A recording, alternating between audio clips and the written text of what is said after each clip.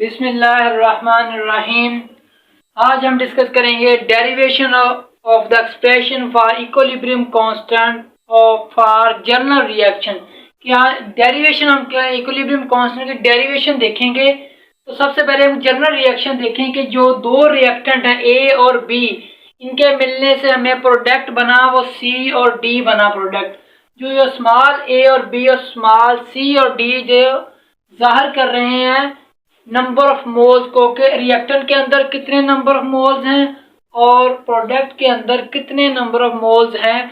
ये जो small letters हैं वो नंबर ऑफ मोल को रिप्रेजेंट कर रहे हैं। देखें, ये दो रिएक्टेंट मिले, इनके मिलने से प्रोडक्ट बना। तो पहले देखें, जो पहला ऊपर वाला एरो है वो ये जाहिर कर रहा है कि जो रेट है वो फॉरवर्ड है। दो रिएक्टेंट के मिलने से प्रोडक्ट बन रहा है, उसे हम कहते हैं रेट ऑफ फॉरवर्ड रिएक्शन।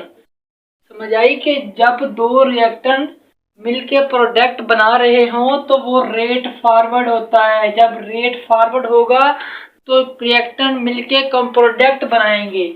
लेकिन बेटा जब जो प्रोडक्ट है वो डीकम्पोज हो के टूट के दोबारा रिएक्टेंट बना दें तो उसका मतलब है जो रेट है वो रिवर्स हो रहा है। इसे हम कहेंगे rate of reverse reaction. Reverse का मतलब कि रिएक्टेंट के मिलने से प्रोडक्ट बना, दोबारा वही प्रोडक्ट चेंज हो गया रिएक्टेंट में। तो जो निचला एरो है वो जाहिर कर रहा है रेट ऑफ रिवर्स रिएक्शन को। आगे हम देखें the rate of forward reaction according to law of mass action. कि लॉ ऑफ मास एक्शन के मुताबिक जो रेट ऑफ फॉरवर्ड रिएक्शन है वो डायरेक्टली प्रोपोर्शनल है ए बी के। ठीक है, rate of forward reaction directly proportional ए की कंसंट्रेशन और बी की कंसंट्रेशन की।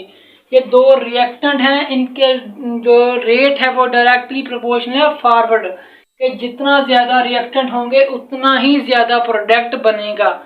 Rate of forward reaction is directly proportional to the concentration of A and B.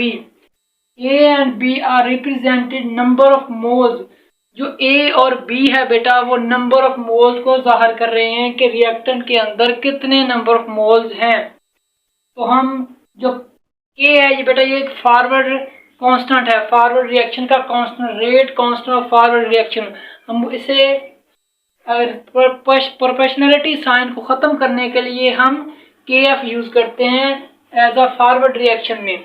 तो हमने ये प्रोपोर्शनैलिटी कांस्टेंट को खत्म किया, उसकी जगह हमने K लगा दिया। मेरी गले की खराबी है मेरी, इसलिए मेरी आवाज थोड़ी कम आएगी। अच्छा, KF is the rate constant of forward reaction. जो KF है बेटा जो रेट कांस्टेंट है, इसको हम डायरेक्टली साइन को खत्म करने के लिए KF का इस्तेमाल करते हैं। रेट ऑफ रिवर्स रिएक्शन देखें तो ये डायरेक्टली प्रोपोर्शनल होता है प्रोडक्ट के, कि जितना रेट प्रोडक्ट बना वो उतना ही जितना रिएक्टेंट के मिलने से प्रोडक्ट बना वो दोबारा डीकम्पोज होके उतना ही रिएक्टेंट दोबारा बना देगा। तो ये एक दूसरे के क्या हो गए, डायरेक्टली प्रोपोर्शनल। डायरेक्टली प्रोपोर्शनल का हमें पता है ना बेटा कि जब एक चीज बढ़े तो दूसरी चीज भी बढ़े, अगर एक चीज कम हो तो दूसरी चीज भी कम हो। उसे हम कहते हैं ये रेट है रिवर्सिबल रिएक्शन है। कि आगे देखा rate of reverse reaction directly proportional to the product of C and D where C and D are represent number of mole. यहाँ पे भी बेटा जो C है स्मॉल c और स्मॉल d ये नंबर ऑफ मोल को जाहिर कर रहे हैं। या देखें rate of reverse reaction directly proportional है हमारे पास C और D की कंसंट्रेशन, और इसको अगर हम डायरेक्टली साइन को खत्म करें तो हमारे पास आ जाएगा KR जो है बेटा वो रेट कांस्टेंट है रिवर्स रिएक्शन का रेट कांस्टेंट। जैसे KF है जो फॉरवर्ड रेट कांस्टेंट है और जो KR है बेटा ये होगा reverse rate constant, reverse reaction का कांस्टेंट रेट होगा। ठीक है, तो अगर हम इक्विलिब्रियम में देखें, इक्विलिब्रियम का हमें पता है बेटा कि जब दोनों रेट ऑफ फॉरवर्ड रिएक्शन और रेट ऑफ रिवर्स रिएक्शन एक दूसरे के बराबर हो जाएं तो हम कहते हैं कि ये सबस्टान है वो इक्विलिब्रियम में चला गया। रेट ऑफ फॉरवर्ड रिएक्शन का मतलब बेटा जब चीज का बनना और डीकम्पोज का टूटना सेम हो जाएं, तो हम कहते हैं कि सबस्टांस है इक्विलिब्रियम में है। तो हमारे पास रेट ऑफ फॉरवर्ड रिएक्शन क्या था, के एफ ए और बी की कंसंट्रेशन, ए की कंसंट्रेशन, बी की कंसंट्रेशन, और के आर हमारे पास था सी की कंसंट्रेशन और डी की कंसंट्रेशन।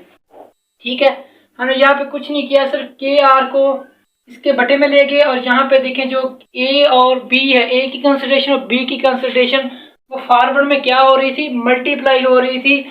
तो नीचे इधर जाके क्या हो जाएगी, डिवाइड हो जाएगी। समझ आ गई कि यहाँ पे ए की और बी की कंसंट्रेशन मल्टीप्लाई हो रही थी, यहाँ पे क्या हो जाएगा, डिवाइड हो जाएगा। तो हमारे पास जो फाइनल इक्वेशन आएगी वो है के एफ ओवर के आर, सी की कंसंट्रेशन और डी की कंसंट्रेशन ओवर बटा ए की कंसंट्रेशन और बी की कंसंट्रेशन, ये हमारे पास आ गई। तो हमें पता है बेटा जो के एफ और के आर है ये रेट कांस्टेंट फॉरवर्ड रिएक्शन और रेट कांस्टेंट रिवर्स रिएक्शन है। तो ये जो वैल्यू है ये सारी की सारी बराबर आ जाएगी इक्विलिब्रियम कांस्टेंट के। जो के सी है बेटा इसे हम इक्विलिब्रियम कांस्टेंट कहते हैं। तो हम इक्विलिब्रियम में देख रहे हैं तो इसलिए हम इक्विलिब्रियम कांस्टेंट यूज करेंगे। तो ये जो रकम है, ये जो इक्वेशन है वो बराबर आ जाएगी हमारे पास के सी बराबर है इक्वल सी की कंसंट्रेशन, डी की कंसंट्रेशन ओवर ए की कंसंट्रेशन, बी की कंसंट्रेशन, उसे हम कहते हैं इक्विलिब्रियम में इक्विलिब्रियम वैल्यू हमारे पास आ गई। ठीक है, आगे हम देखें when nitrogen react with oxygen, कि जब बेटा नाइट्रोजन ऑक्सीजन के साथ रिएक्ट करेगी तो वो नाइट्रोजन मोनोऑक्साइड बना देगी। जब नाइट्रोजन ऑक्सीजन के साथ रिएक्ट करेगी तो वो नाइट्रोजन मोनोऑक्साइड बना देगी। The reversible reaction will be, तो इसका रिवर्सिबल रिएक्शन कैसा होगा, N2 नाइट्रोजन बेटा और ऑक्सीजन, ये नाइट्रोजन और ऑक्सीजन मिले, इनके मिलने से हमारे पास क्या बन गया, नाइट्रोजन मोनोऑक्साइड।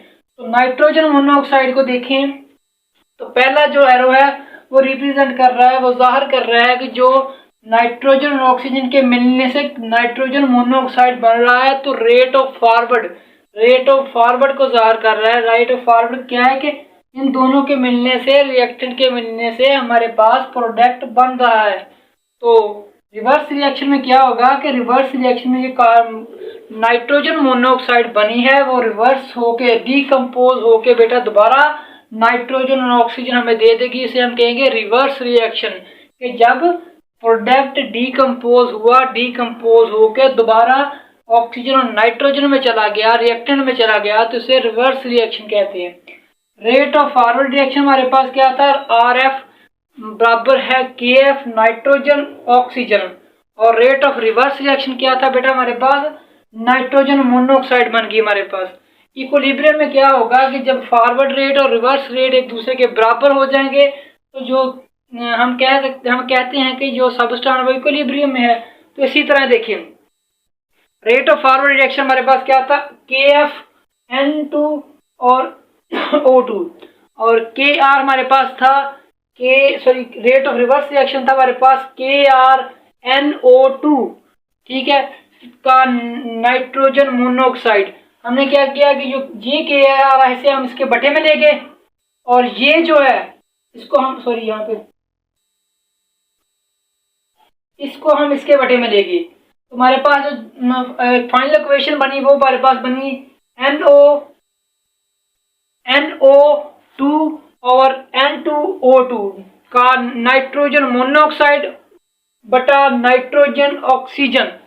ठीक है, और जो के एफ और के आर है ये रेट कांस्टेंट फॉरवर्ड और रेट कांस्टेंट रिवर्स हैं। तो ये इक्विलिब्रियम कांस्टेंट के बराबर हो, क्योंकि हम इक्विलिब्रियम में देख रहे हैं। तो ये इक्विलिब्रियम कांस्टेंट के सी के बराबर आ जाएगा। तो ये सारी वैल्यू हमारे पास जो लेफ्ट साइड की वैल्यू है वो हमारे पास के सी के बराबर आ जाएगी। तो हमारे पास जो फाइनल इक्वेशन है वो ये बनेगी। ये था हमारा टॉपिक आज का, टोटल 9 क्वेश्चन है। आप इसे अच्छे से देखिएगा और मेरे चैनल को जरूर सब्सक्राइब करें ताकि मेरी हर आने वाली वीडियो का नोटिफिकेशन आपको मिलता रहे।